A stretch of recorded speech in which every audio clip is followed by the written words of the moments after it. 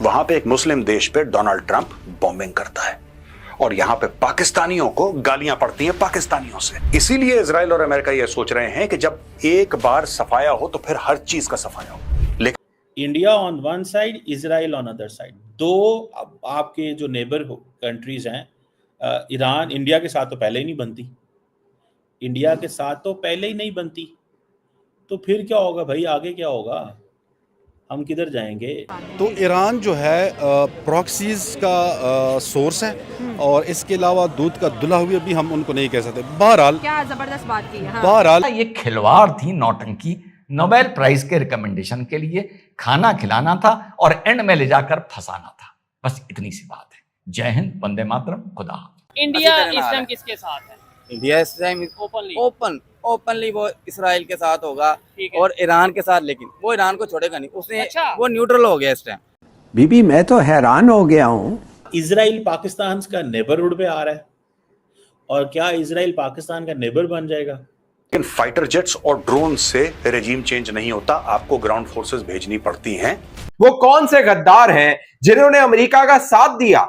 पर्दे के सामने स्क्रीन्स पर आप अपनी एयर बेस देने जा रहे हैं ईरान के खिलाफ। कहा यह जा रहा है कि जी पाकिस्तान ने क्योंकि अमेरिका को एयर स्पेस दी थी, जिसकी वजह से जो है वो ईरान के ऊपर अमेरिकन जो है वो अटैक कर सके। यार पाकिस्तान क्या करे, वो खुद भूख से मर रहे हैं। आप समझते हैं कि जब आप 10 गुना कम पैसे खर्चते हैं फिर भी ऐसे मुल्क को आप हरा सकते हैं? कि अगर ईरान के पास न्यूक्स होते तो फिर वो इसराइल कभी भी ये जुर्रत ना करता, इनके पास नहीं है। आप तो पहले इस बात का जवाब देना कि पूरा इंटरनेशनल मीडिया ये कह रहा है कि आप अपनी एयर बेस देने जा रहे हैं ईरान के खिलाफ, आप अपना समुंदर देने जा रहे हैं ईरान के खिलाफ। आपकी वजारत खारजा ने उसके ऊपर क्या मौकफ दिया है? कोई बंदा बदलाए, क्या मौकफ दिया उसके ऊपर? आप तो चुप हैं, इसलिए कि आपको फर्क नहीं पड़ता।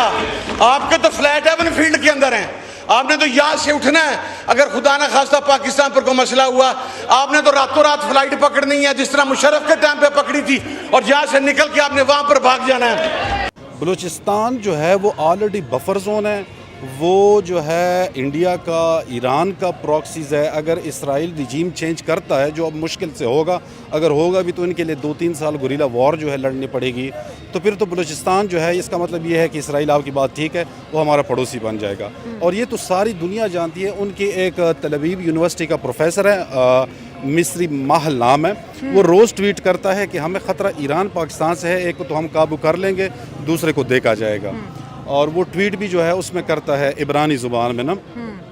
तो ये मसला है पाकिस्तान के लिए। मतलब कि टारगेट इसराइल के दो हैं जी, एक ईरान है और नेक्स्ट उसका पाकिस्तान है। देख, बिल्कुल सिंपल से कैलकुलेशन है। हाँ। कि खित्ते में 2 न्यूक्लियर जो कंट्रीज होती है जिनके पास न्यूक्स होते हैं, वो वॉर नहीं करती। अगर इजराइल और अमेरिका ये चाहते हैं कि पूरा मामला खत्म हो जाए जड़ से, जिसको कहते हैं ना जड़ में मट्ठा डालना, आपको ग्राउंड ट्रूप्स आज नहीं तो कल, नहीं तो परसों, नहीं तो 1 साल के बाद भेजने पड़ेंगे। ड्रोन्स बहुत इंपॉर्टेंट होते हैं, फाइटर जेट्स बहुत इंपॉर्टेंट होते हैं, लेकिन फाइटर जेट्स और ड्रोन से रेजिम चेंज नहीं होता, आपको ग्राउंड फोर्सेस भेजनी पड़ती हैं। ये एक बात तय है, क्योंकि देखिए आप ऊपर से बमबारी करते रहेंगे, एक समय के बाद it will not matter, right? एक समय के बाद इट विल नॉट मैटर, क्योंकि लोग छुप जाएंगे जहां उनको छुपना है, माउंटेन्स में। आप बमबारी करते रहिए। जब अमेरिका भी अफगानिस्तान में गया था, शुरू में बहुत बमबारी करी, लेकिन फिर अमेरिकन को अफगानिस्तान के अंदर जाना पड़ा, इराक के अंदर जाना पड़ा। ये तय है ये बात। अगर आप चाहते हैं परमानेंट इलाज ईरान की, जो ये अयतुल्ला की रेजिम है, इसका परमानेंट इलाज हो, तो आपको कभी ना कभी ग्राउंड ट्रूप्स भेजने पड़ेंगे। अगर आपने नहीं भेजे, ये आपकी गलती होगी।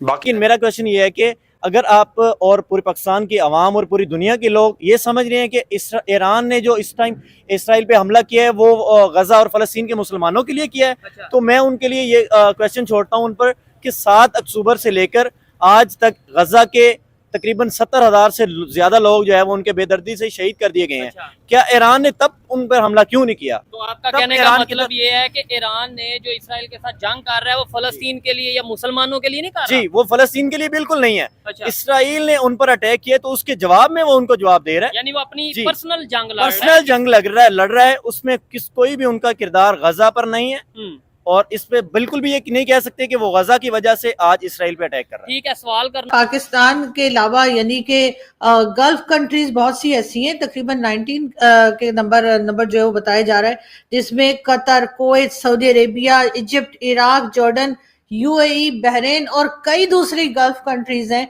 जहां पर के अमेरिका की एयर बेस है। ठीक है, और अमेरिका के जहाज, अमेरिका के फाइटर जेट या जो भी कह लीजिए, ड्रोन श्रोन सब वहां पर मौजूद रहते हैं। तो अमेरिका को पाकिस्तान की कोई खास जरूरत नहीं है कि वो ईरान पर अटैक करने के लिए पाकिस्तान की एयर बेस को या पाकिस्तान की एयर स्पेस को इनमें से किसी भी यानी पाकिस्तान से किसी किस्म की उसको मदद चाहिए हो। तो जहां तक लोग ये बात कर रहे हैं, ट्वीट्स भी लगा रहे हैं इंडिया से और वीडियो भी बना रहे हैं कि पाकिस्तान ने ऐसा किया, तो मैं उनको ये बता दूं कि अब इस वक्त जो भी लड़ाई झगड़ा आपको मालूम ही है कि जो चल रहा है ईरान और इजराइल को लेकर, उसमें जी पाकिस्तान ने जो है बिल्कुल अमेरिका का साथ नहीं दिया है। और जाहिर है ईरान हमारी जो है वो ब्रदरली इस्लामिक कंट्री है, तो हम ऐसा कैसे कर सकते हैं? क्या? हाँ ठीक है, ठीक है, हाँ ठीक है, ठीक है, हमने अफगानिस्तान के वक्त हमने ऐसा किया था, ऐसा नहीं है, लेकिन उसके बाद हमने सबक सीख लिया। और जाहिर है उस वक्त अमेरिका ने हमें पैसे दिए थे और हमने अमेरिका को यहाँ पर मदद की थी, और यहीं से अमेरिका ने जाकर जो है वो ड्रोन जो थे वो टपकाए थे वहां पर अफगानिस्तान में, हम मानते हैं। लेकिन इस बार नहीं जी, हमने बिल्कुल नहीं किया।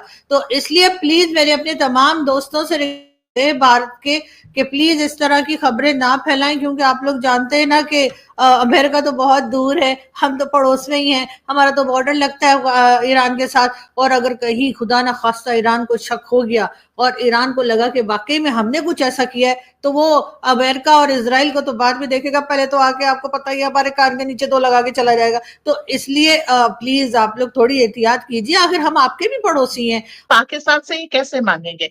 इनकी जो टॉप लीडरशिप है अभी पाकिस्तान के कारण खत्म हुई। पाकिस्तान के एक एयरबेस को यूज करके ईरान पे अटैक किया गया। पाकिस्तान सामने आ तो जाए, खमैनी पहले फाड़ के पाकिस्तान को खाएगा, उसके बाद यूएस की ओर मुंह करेगा।